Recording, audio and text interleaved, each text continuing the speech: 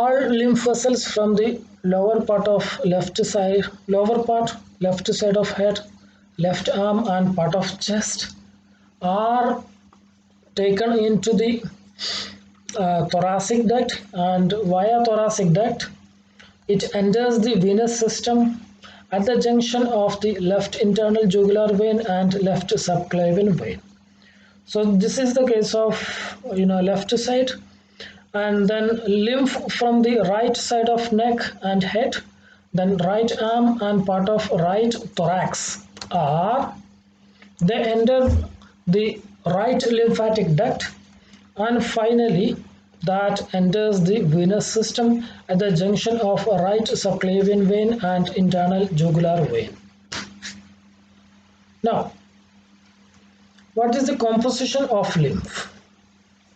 Lymph contains a variety of organic and inorganic substances, including proteins, salt, glucose, fat, water, and WBCs. Okay. As the lymph enters the terminal lymphatics, it has almost the same concentration as the interstitial fluid is. For example, protein is a major component of the lymph. So we have a protein concentration of the interstitial fluid and the lymph of most of the tissue that averages 2 gram per deciliter or 2 gram per 100 ml. Okay, the protein concentration of the interstitial fluid and the lymph are almost the same, okay, which is 2 gram per 100 ml, but this varies from tissue to tissue. Okay, for example, in liver it is as high as 6 gram per 100 ml. Okay, in case of intestine it is 3 to 4 gram per deciliter. So these two values are far higher than that of the average value, which is 2 gram per 100 ml. So why it is higher in intestine? The reason is that after a heavy fatty meal followed by its digestion, the lipids are absorbed from the intestine into the lymph. Therefore, the intestinal lymph must be containing a higher concentration of protein. Similarly, via the portal vein, these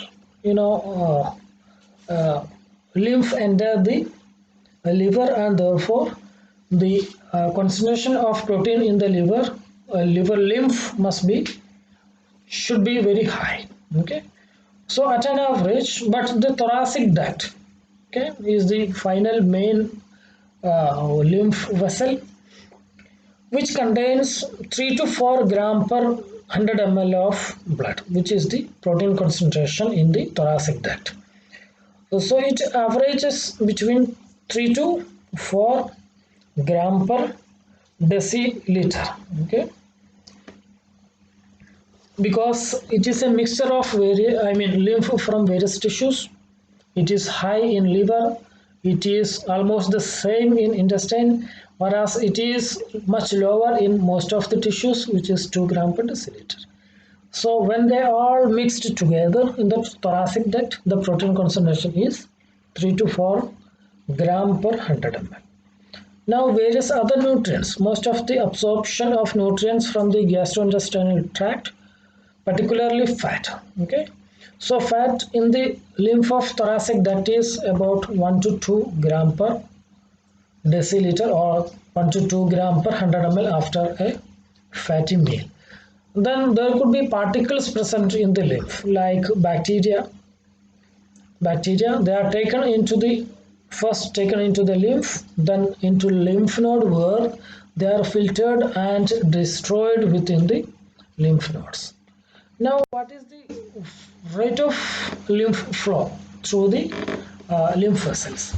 In a resting man, about 100 ml of lymph per hour through the thoracic duct is the average lymph flow, which is very slow, and another 20 ml through other lymph channels. So A total of 120 ml per hour is the average blood flow, no, lymph flow, and which comes like 2 to 3 liters per day. Okay, so this is far lower than that of the blood.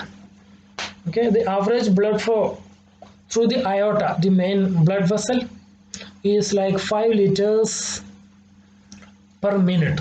Okay, it's you can understand it by comparing it with the flow of lymph, which is very slow.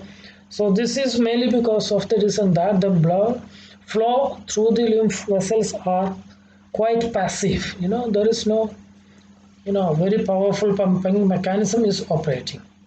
Okay,